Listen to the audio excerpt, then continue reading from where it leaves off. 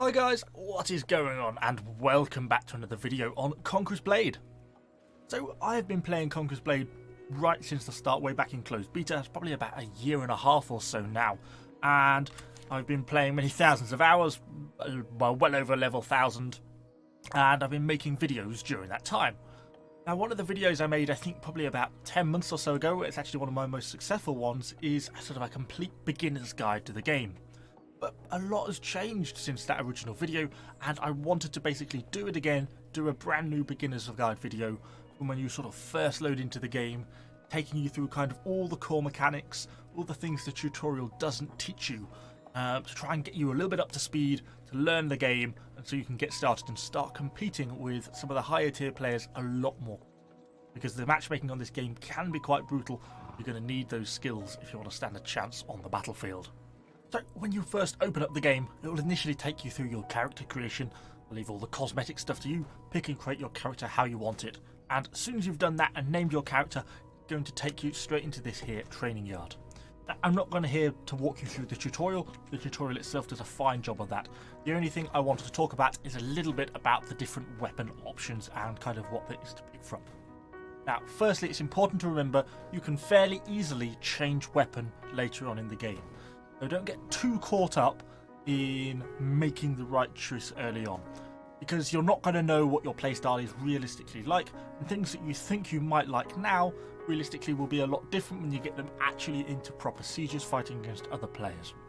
So have a little think about it, pick what you might want to do. You know, there are 3 range classes, some sort of bow, which is the more traditional short bow, a faster but shorter range version, musket, high damage, slow rate of fire.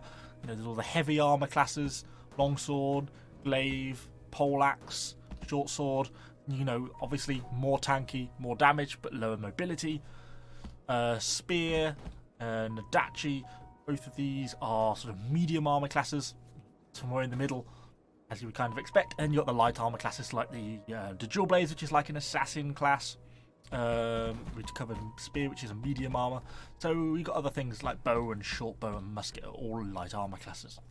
So don't get too caught up in your weapon choice. Pick one that you think seems decent, and we'll always cover a little bit more later on in the video about attribute points.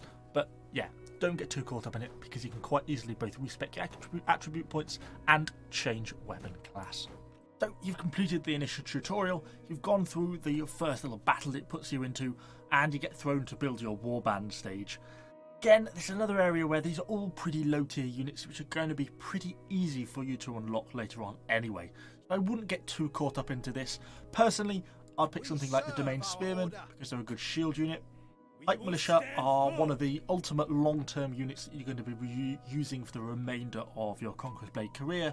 And then, kind of really, it's up to you. I would avoid the Rat and Round shields. Iron Cap swords are okay, nice charge. The archers, okay, they're okay, they lead onto the things. I'd perhaps consider maybe having the Iron Cap musket, and then you can feel free to move on. You then get the option to select another interesting unit. Kind of a tough one. I think the Iron Cap Spearmen themselves aren't necessarily very good, but they do lead on to the Imperial Spears, which are kind of a must-have unit. Requires sort of a decent all-round charging unit. Leads on to things like the Men-at-Arms, which now upgrade to the Paladins. Quite an interesting unit. Halberdier is probably the one I would avoid for now, so I'll probably pick either one of these two. And then you get to pick your starting region. Now, depending on when you actually watch this video, this map may look different because it actually now seems to change a little bit each season. I wouldn't worry about it too much. The only thing you need to check is if you're playing with some friends, make sure you all pick the same region.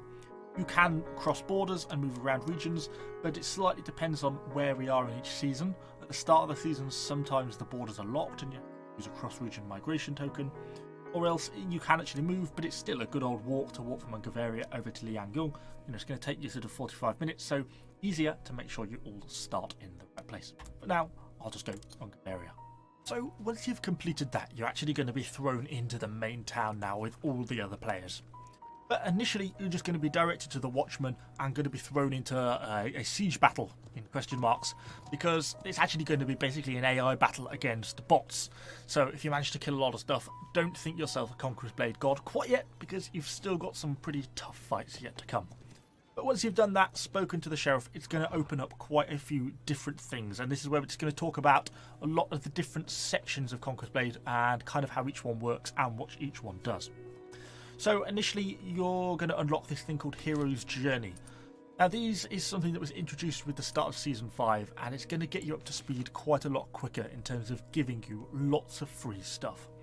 It's basically 4 sets of missions, and each mission has got 3 parts to it, and there's 6 missions in each one. So there's quite a bit for you to actually do, but it's things like, unlock hero skills, some of your weapon skills, upgrade a unit. Following the quest line, you're going to unlock and recruit a unit of serfs. And so, for example, by doing this one, you're going to get 4 points on your Path of Valor, which is going to nudge you along this bar on the top, and you're going to get an extra barracks slot. So that's going to allow you to expand your barracks and have more units in it. It's going to give you quite a lot of good stuff. Extra mastery points. And then we start going up here, an extra 2,000 honor, skill pages, some extra higher quality armor, treaties, and banners. These are some really, really good stuff. So it's well worth working your way through these. It's also going to give you things like unit experience tokens, artillery, etc. Quite a lot to unlock, and it's going to level you up quite a lot faster than you used to be able to before. So it's well worth keeping an eye on that, and that is accessed by pressing F4. So make sure you make use of that. The game is then going to throw you through basically a series of mini tutorial missions. You can find all the quests over here on the bottom right hand side, or you can press L to open up your quest log, and make sure you do all these little tutorial missions. They're going to basically teach you about unit control, artillery, siege equipment, and how it works basically in siege battles. I'm not going to talk through that. The tutorials do a fine job of understanding and basically explaining the basic mechanics in terms of unit movements, etc. Make sure you do them as soon as they become available, because they're pretty handy for starting to understand the game. After that, you're probably going to have to get your level up a little bit higher. Probably going to be wanting to get to around 20, so it's probably going to throw you through a series of siege battles to do this. You will be fighting probably from now on against other players, more than likely, so long as you're playing at a vaguely busy server time. So yeah, might be a little bit harder. Probably just throw you a few little tips just to make sure you've got some vague idea of what's going on. When you're actually in these early siege battles, there's a few little things you can do to make your life a little bit easier. One of the most important things in any game in this is map awareness. Where are the enemies pushing? There's 2 gates they can come through, and you've only got this tiny mini-map down here to see. So one thing you can do, you can either press tab to get a bigger version of the mini-map, or if you press the Z key, you will zoom out to this sort of overarching tactical view. And actually, you can see we're being flanked by some people down here. Try and charge into them if we can with our units. A little bit late on the charge there. Push the units down this way. I'm manually controlling the units into the enemy units before I get them into attack, so we get nice and close. And then I'm just using my hero to try and control the fight. And we're actually cutting through these iron caps without too many problems. An enemy hero causing us a few problems down here. I'll fight with him manually. A few little casualties starting to stack up. Just got to push through this unit of serfs. Remember, you can double tap in any direction to roll out the way, so if you get stuck into a hero fight that's something too tight, then you can kind of roll out the way to try and avoid some of that damage. But it is worth remembering, if you've got an enemy unit behind you, you can't clip through units, so you will get caught out if you go too close to an enemy unit. If I go through an enemy unit, I then can't roll in a certain direction, because you get stuck by that enemy unit. Like this guy. So we're fighting through these guys here. But one thing we can do, it seems like our unit has now taken quite a lot of damage. We can't perhaps very easily get out of this fight without taking many losses, but if we could escape out of here, we could go back to the supply point to actually get ourselves healed up. Looks like they're running, which is perfect. So I can pull my unit out now. We've still got 18 of that unit left alive. It would be nice to keep it that way. So I can either control, click on the supply point, or I can just manually, using X, put the unit on the supply point. And as the unit runs over to the supply point, the unit itself will heal, and they'll get back up to full health pretty quick. Other things I can do at a supply point, I can actually change unit, so let's perhaps change to the domain spears. Takes a little time to pull them out, but we can do that. I can also heal up myself at the same time. You don't, as a hero, you don't automatically heal up on a supply point. You have to still use your H to heal. You can also change your horse if you've got a spare one, or you can select artillery from this box here. Or if you've got a spare weapon in your inventory, you can actually change weapon as well. So you can change weapon class in the middle of a game. It's also important to make use of your horse in these games to be able to move around, and obviously to keep a real good eye on these supply points, because this is where the enemy are going to cap from, and to trying to prevent them to get these points is really the name of the game. Again, and a lot of that comes down to this sort of element of map awareness, trying to decide what's going on. He's trying to get our enemy hero here. Oh, I missed him. Let him escape. Trying to escape. We can hopefully chase him down with his horse. Like that. So there's quite a few things you can do in quite an easy selection of ways to help you maintain and give a better chance of getting a victory in these battles. Once your character reaches level 20, often through a combination of doing some of the quests, fighting in some of those siege battles, and completing some of those Path of Honor quests, then you'll find that quite a few things change. Now initially, you're actually going to turn into a green level 1 rather than that sort of grey level representing your hero level. This represents your seasonal level. So now every time you level up your hero, you'll go green 2, green 3, green 4, and so on until you reach 50, when you'll go to blue 1. Basically represents your seasonal level. It has no bearing on anything, it's only a representation. It doesn't affect your character level or any of your attributes, but just a little bit of an explanation at least of how it actually works. You'll also get access to all these seasonal unit challenges and start to be able to recruit units properly. So how does unit recruitment work in this game, and what are good units to be going for? Because initially at least, the unit tree can be pretty overwhelming. There's quite a large number of units, from melee units, ranged units, cavalry units, and we've also got the chivalric units and the rattan units. There's quite a lot here to pick from. Now, in the normal tech tree in this part, it's broken down into 5 eras, rustic through to golden. Now, to actually get access to certain eras, you have to complete certain prerequisites. You can't go and unlock a heroic era unit because you have to already own 4 silver era units. So it basically stops you from rushing down one tech tree. So it means you have to unlock as you go. It also means that to unlock everything, whenever you want to buy a unit, it costs honour to do this. So for example, if I wanted to unlock the Domain Pikemen here, it costs 500 honour to unlock them. But actually, if you look on the tech tree, there's a prerequisite node that has to be unlocked. Brace for Impact. Increases Pike Infantry's piercing armour penetration by 3% across all Pike Infantry.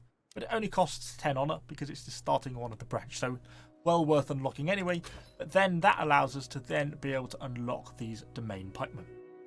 Obviously, this is kind of explained a little bit in the tutorial, but effectively as you go along, you'll be able to unlock more and more of these different units over here.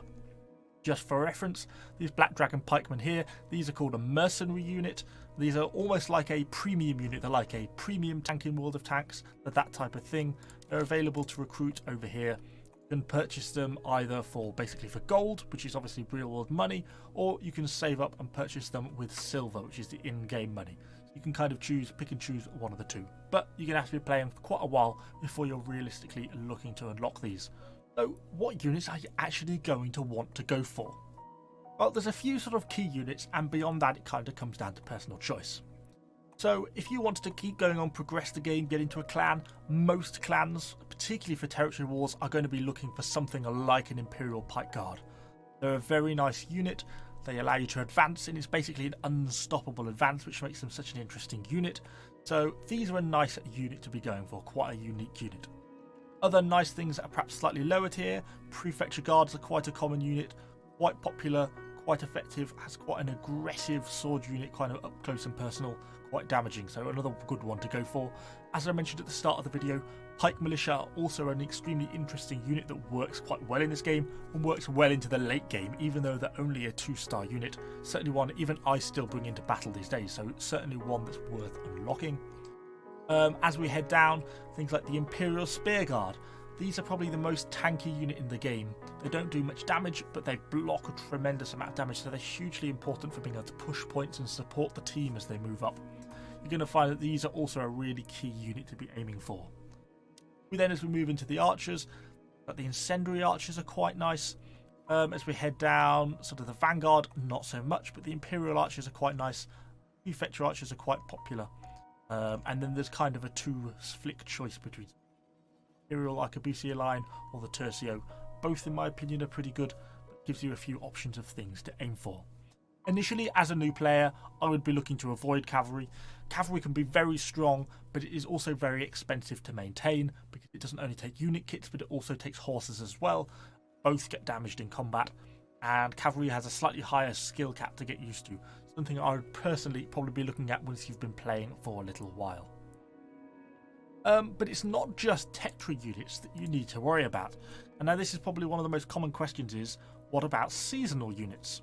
So if we press F5, it will take us basically to this overview page here, and it says Season 5 Legacy of Fire at the moment. If you're watching this video at a later date, it may say Season 6, 7, so on or so on. Seasons last around 2 or 3 months, and they basically introduce a battle pass, as sort of in any other game, where you can unlock certain things.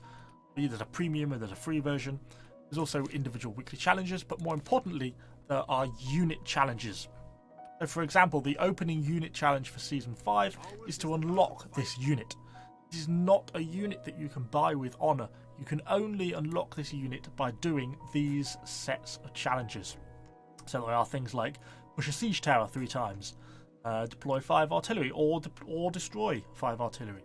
You can work your way through these. You have to complete 6 of them to unlock the first one, and then you need another 6 to actually unlock the unit, and then there's another 6 that's going to give you some experience cards, and then finally you're going to get an extra doctrine with them. We'll talk about doctrines a little bit later on, but there's quite a lot of these unit challenges to do. But you aren't confined to just the current season for unit challenges. I get asked a lot in a lot of my videos, I wish I could still unlock some of the older seasonal units. You can. You just have to come over to the unit challenges tab, press this button down here, and you can select any of the previous challenges. So maybe we wanted to do Season 2. This was the first sort of season that had proper unit challenges. One, or easily probably the best archer unit in the game for cost-wise at the moment are these Namkan archers. And these can still be unlocked if you do the challenges. It makes you do all 8 of them on these ones, so defeat wandering rebels, capture points in siege battles, etc, etc. There's 2 sets of 8 missions, and then you will unlock and own the Namkan archers. So you can still very much unlock the old seasonal units. So from these Namkans are a really nice unit to be aiming for. We can then have a look. Season 3, the Condottieri are again a really positive unit at the moment, a very strong unit that's really on the up. Actually one of the hero classes is where the hero class the Maul was introduced into the game, so you can unlock that here. And Season 4, finally to touch on, a couple of nice units, but particularly the Azaps. These are a really nice sword unit that have something called a counter strike, which basically they parry with their sword. These are also a really nice unit worth unlocking. You can get all this by visiting the old seasonal challenges and undertaking some of those missions. As you play through match battles fighting against other players, you'll find that your units, or specifically the units you use in battle, will gain unit experience and will actually begin to level up. So for example, this Spear Militia is actually now up to level 4, and you can see the experience requirement to get it up to the next level, level 5, and this keeps escalating and building up until it gets to 300,000 experience per level. Although this unit actually maxes out, the maximum level it can achieve is 14. But every time you level up a unit, you will be able to get a point to spend in its veterancy line. Now these are basically a series of upgrades which are going to make the unit better and better. There isn't a specific right way to go on each of these each time, and it varies according to each unit. Some of the later units might be worth checking out some of my other videos on the specific units to see which veterancy lines I go down, but you can also have a read and see what you think about each one. For example, in this case of Spear Militia, I think they're a much more defensive unit. They're not really about attack, they're about trying to hold the line, creating that shield wall. So for me, it's worth going down the top line, and that's kind of what I do. And you can see what each one does. It gives a description. Each level increases slashing defense by 3%. Actually, you can see down here in the defensive attributes, our slashing defense is currently 273, and hovering over it, it gives a +7 to that defense. We can tap that on, and actually we go up to 281. So in effect, that means that this unit now is slightly more resistant to slashing damage. So if an enemy hero swings his glaive at it, they'll take a little less damage than they would have done before, because they've now been upgraded. It's also worth noting that every time a unit levels up, it gains sort of 100 or so hit points to its health as well. So even if there's nothing you think looks super attractive on the veterancy line, the unit is still getting slightly stronger in time. So we have talked a little initially about what units you might get and how to unlock them, a little bit about veterancy lines and how they work. But what about your hero? What about attribute points? What about if you want to change weapon? And what about skills? Because there's quite a lot in and that of itself. First, let's talk a little bit about changing weapon. Changing weapon is really quite easy. Initially, you just need to unlock the weapon you're kind of aiming for. So for example, with the exception of the Maul, which was in those Season 3 unit challenges that we took a look at slightly earlier in the video, say if I wanted to pick, say the Long Sword and Shield, you can unlock this with 5 mastery points. It's basically free. Playing any single battle will get you more than 5 mastery points. And there you go, you've unlocked it, so it's now equipable.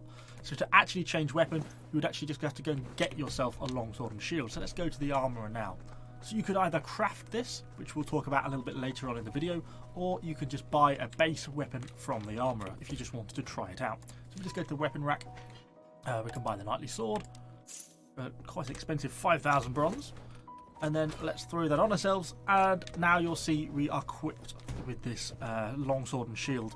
And if we head over, we'll see these are now the weapon abilities that we've got equipped on our class. So that's how you change weapon, really quite easy and simple to do. But what about skills?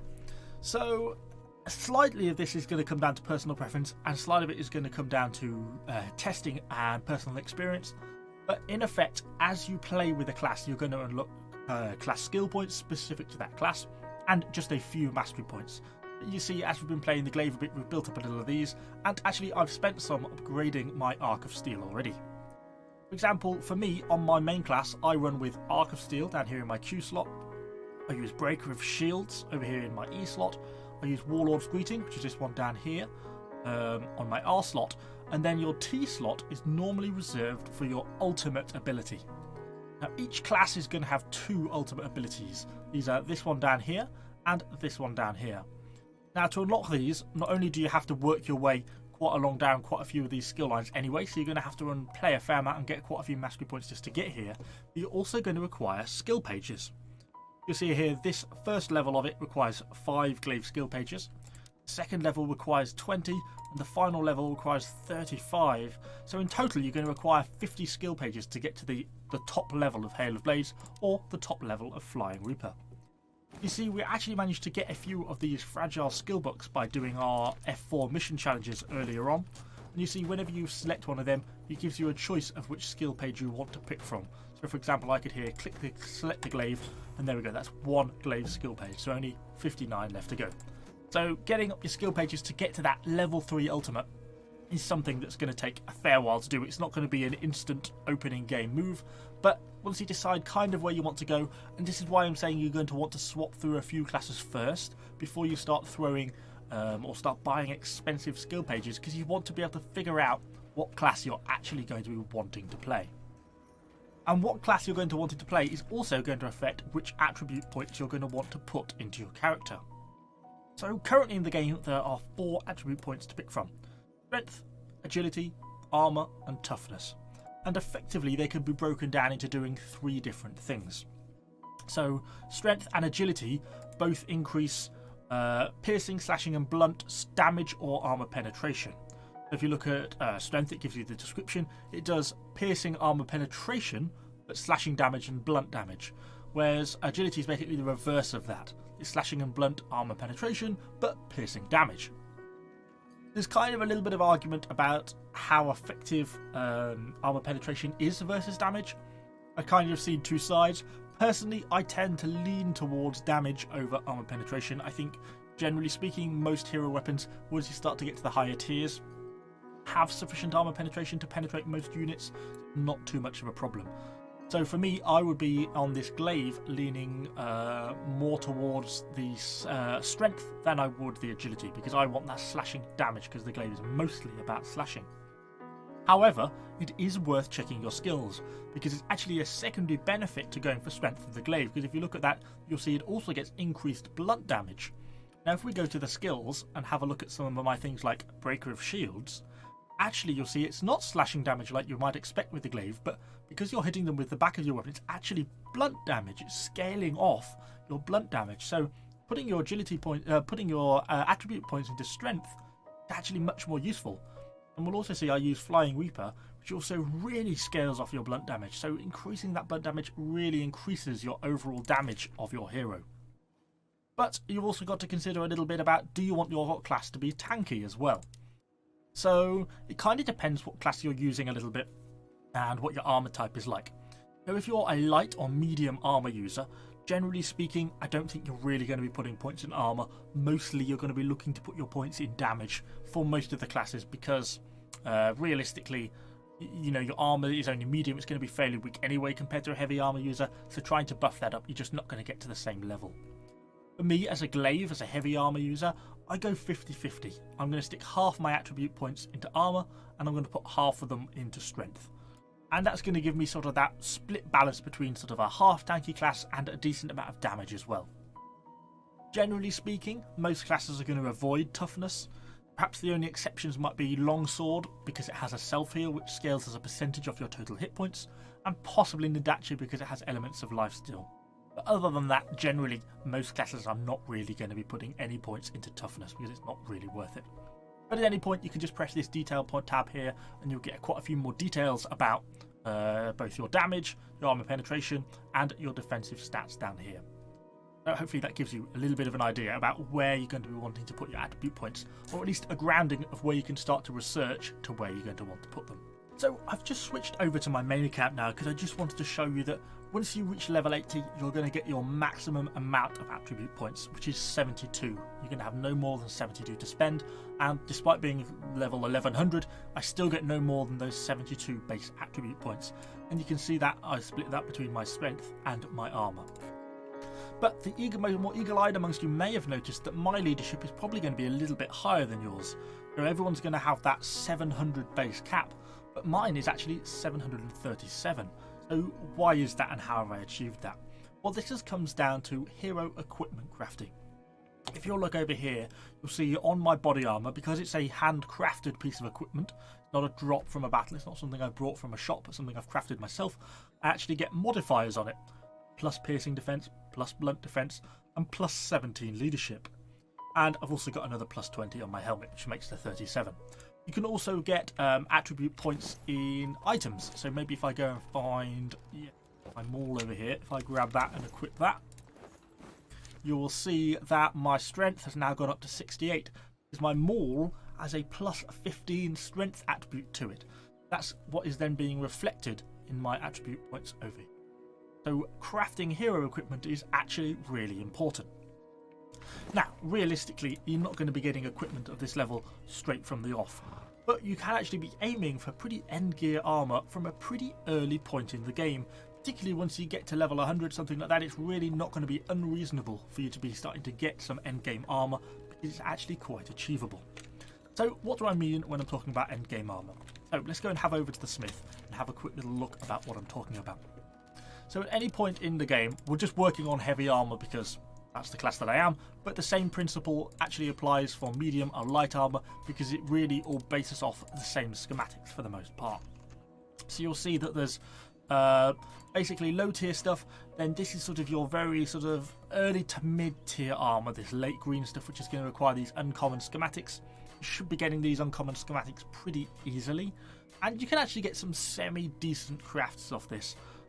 Certainly an achievable craft. You can see how much crafting materials I get out of these stuff, and I throw this stuff away now because it's so easy to get, and I've got 29 schematics already. Very easy to get this stuff, so certainly have a bit of a go at crafting some of this stuff if you'd like to. Ultimately, your end game armor is going to be here. It's the blue, the rare equipment.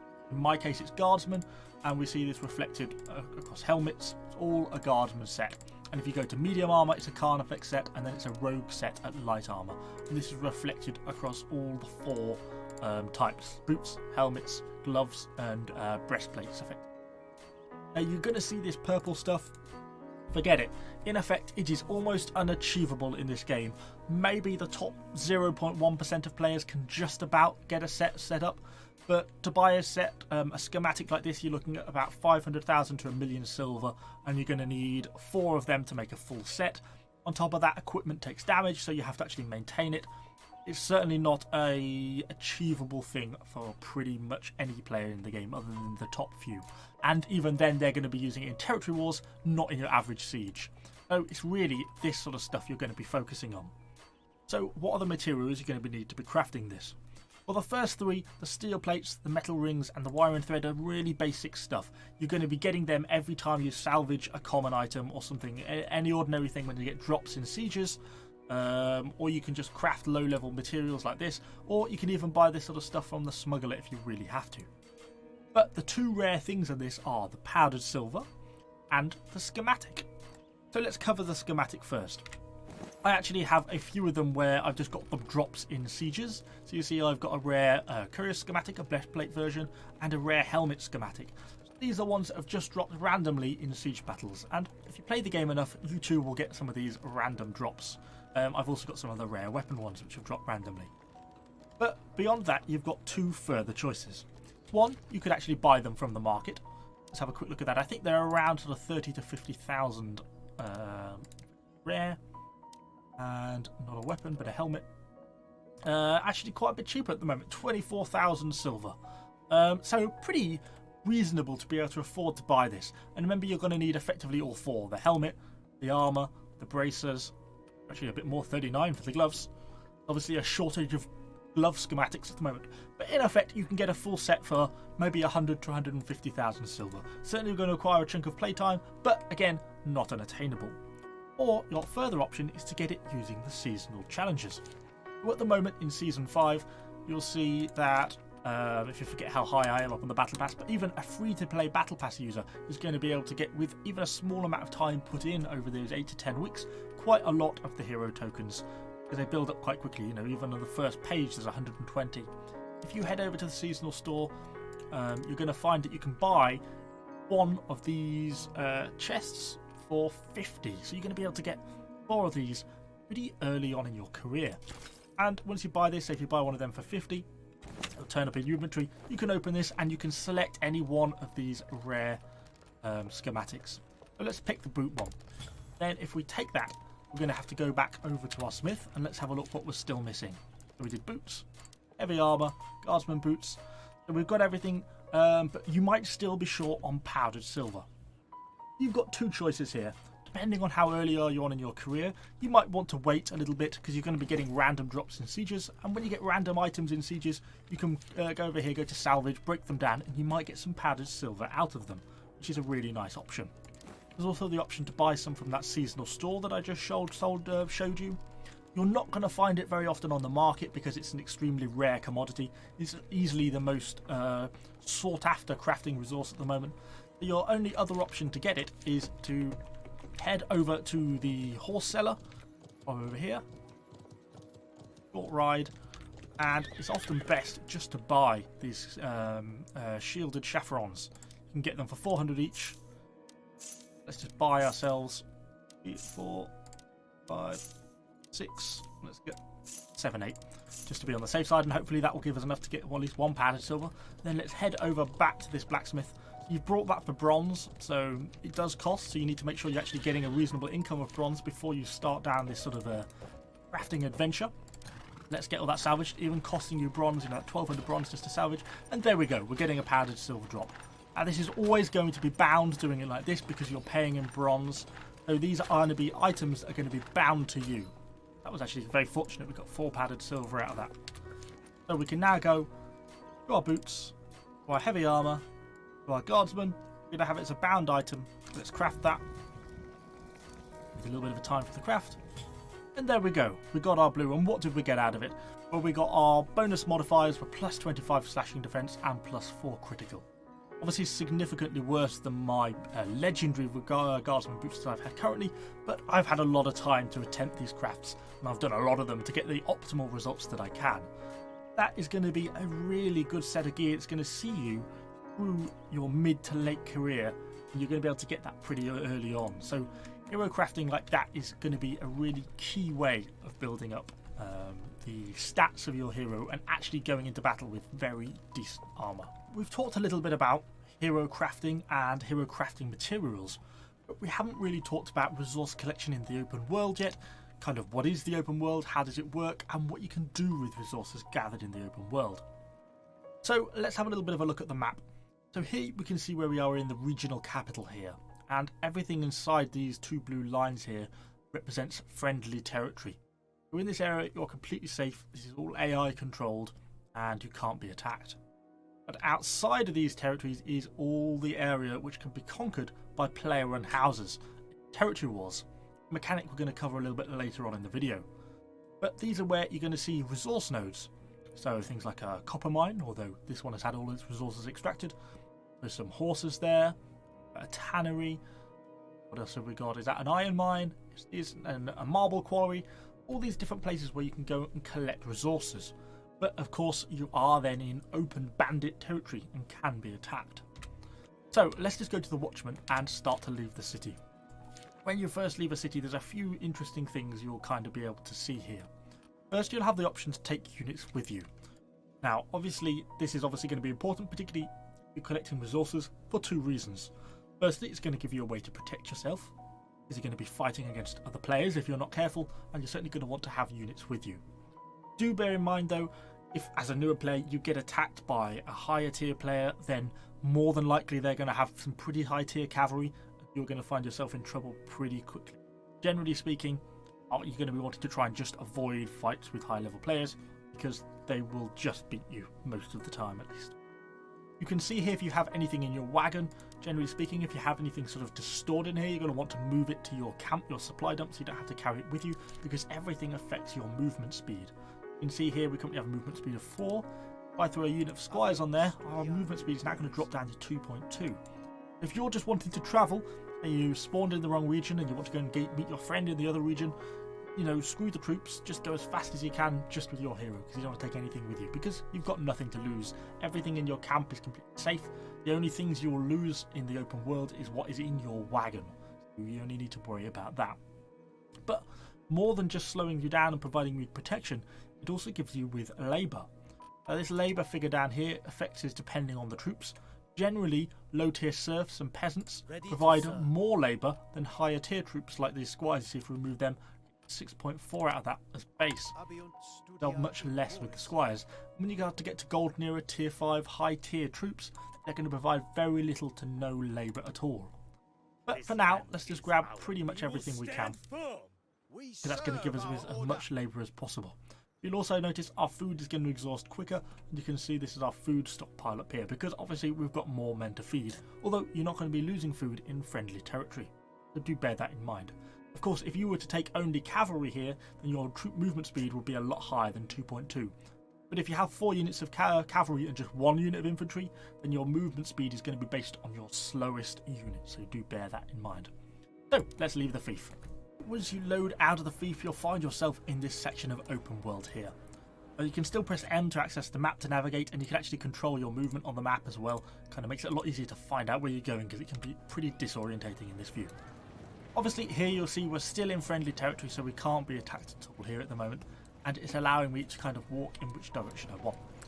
So let's currently head over to this food farm over here, which I've covered up with my arrow, and maybe see if we can gather a little bit of food, because I do think there's something we might be able to do with it at our capital city.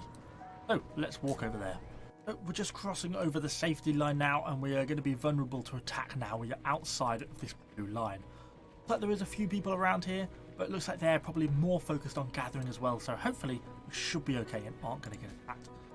So let's go over to the menu here, and you can see we have the option to gather or requisition.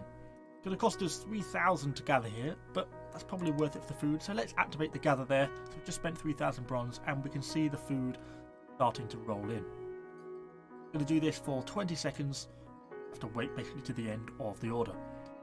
Once you only get 1 gather per day, beyond that you're going to need to use requisition tokens. You're going to get requisition tokens for sort of daily quests, things like that. And actually if we open I now and have a look at the wagon, you'll see we now have 16,000 food. And that's starting to fill our wagon up a little. But these requisition tokens can be used in your inventory. You'll see we should have one over here. Yes, we do. And even though I've used my daily gather, I can now actually requisition some food and get a little bit more.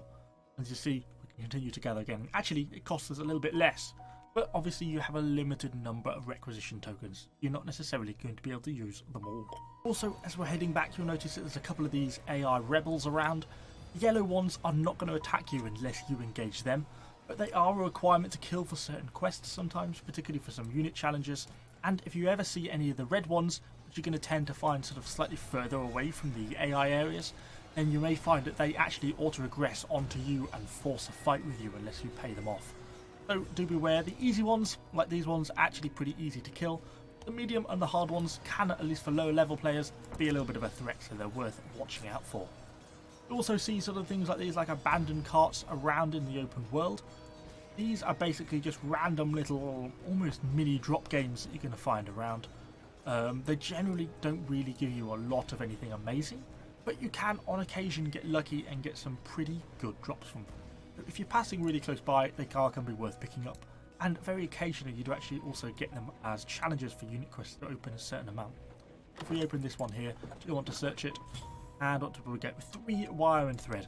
Certainly not exactly going to make us super rich, but better than a poke in the eye. So let's head back into the city with our food. Now we're back in the city with our food, what actually can we do with it and how can it help us? Well, there are probably 2 main ways in which resources from the open world can be gathered and utilised. Well, maybe 3. 1, you could sell them on the market for silver. The way of earning, basically turning the bronze that you spend on those tariffs and turning that into silver and being able to sell that. Can be useful, particularly if you have a much larger abundance of bronze but are pretty short on silver. It can be a way of actually transferring that bronze to silver. Another way, and perhaps the way I'd most recommend, is to use it on Fief quests. Now, we've probably not actually quite got enough food with what collections we've got. See, actually we're only 32,000 and we needed 40. Fief quests last a week, so tomorrow we could go and do another gather and we'll be able to get this to 40,000. We could hand this in, so hand in 40,000 food, and in return we're going to get 150 honour, some house experience and prestige. Also going to be getting a box of unit kits which we're going to be able to use to keep our units in tip-top condition. So Fief quests have been quite a good way of gaining extra honour. You can hand up to 20 in a week, and particularly when you start to get some of the higher star ones outside of the AI cities, you can actually start to get quite a lot of honour from these. And if you're in a city that your house owns, then you also get these other rewards over here. Obviously, considering this is an AI town, we wouldn't be getting these rewards. But the other option is to actually refine these resources and use them in unit kit production and cannon and an artillery production. The final thing you can do with all these resources is craft unit kits or craft artillery. So just briefly to explain, because it isn't something we actually talked about in the unit section, is what are unit kits? Well, if we head over to the barracks and find any unit, preferably one that's got a little bit of damage on it, how these paladins will do, then you'll see each unit has a number out of 100 of readiness, effectively, or unit kits. And when this number drops below 50, the unit gets diminished, and once it drops below 20, you can no longer use it in battle. This is because effectively the unit is taking damage, equipment's getting damaged, or at least that's what it's supposed to be representing. So to replace this, you can either own some unit kits. I currently own 12, so I could just replace this. Or if you didn't own any of the unit kits, you can just pay the bronze price for that. I don't know if I've got a unit that hasn't got any kits. Yeah, so these ASAPs, we've lost 3 kits, they're 89 out of 100. And to do that, it's going to cost me 11,280 bronze. Or I could make some of those unit kits. So to do that, I could head over to the unit armourer and I could actually craft some of these kits.